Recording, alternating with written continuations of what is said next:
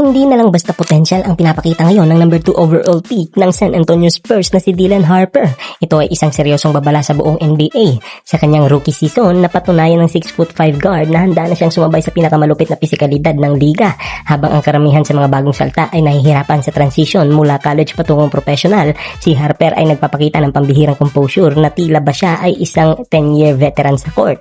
Ang kanyang sikreto, deceleration at rim pressure. Hindi man siya ang pinakamabilis na atleta sa court, ginagamit ni Harper ang kanyang 215-pound frame para kontrolin ang depensa. Sa isang particular na sequence, nagawa niyang i-displace o usangin ang isang elite physical defender na tulad ni OG Anunoby, gamit lang ang kanyang shoulder leverage para makakuha ng malinis na bucket sa paint. Hindi rin ito nakalagpas sa mata ng kanyang kakampi na si Victor Wembanyama. Ang grabing gravity ni Wembanyama sa loob ay nagbibigay ng sapat na espasyo para kay Harper na umatake nang magpakawala ito ng sunod-sunod na driving layup sa traffic. Maging si Wemby na nasa bench ay hindi napigilang mapailing sa pagkamangha.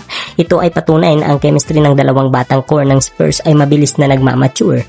Ngunit ang tunay na naghihiwalay kay Harper sa iba pang mga rookie ng class of 2025 ay ang kanyang point of attack defense at hustle sa glass. Hindi siya natatakot makipagbuno para sa kanyang sariling rebounds, isang katangian na bihirang makita sa isang modernong guard. At pagdating sa crunch time, hindi nanginginig ang kanyang laro. Sa gitna ng matinding pressure, nagagawa niyang itabla ang laro sa pamamagitan ng mga kalkuladong desisyon sa loob ng shaded area. Kaya naman hindi nakatakatakang pumasok siya sa 2025 to 2026 NBA All-Rookie First Team at gumawa ng kasaysayan sa playoffs. Si Dylan Harper lang naman ang unang Spurs rookie na nakapagtala ng multiple playoff double-double simula noong gawin ito ni Tim Duncan noong 1998.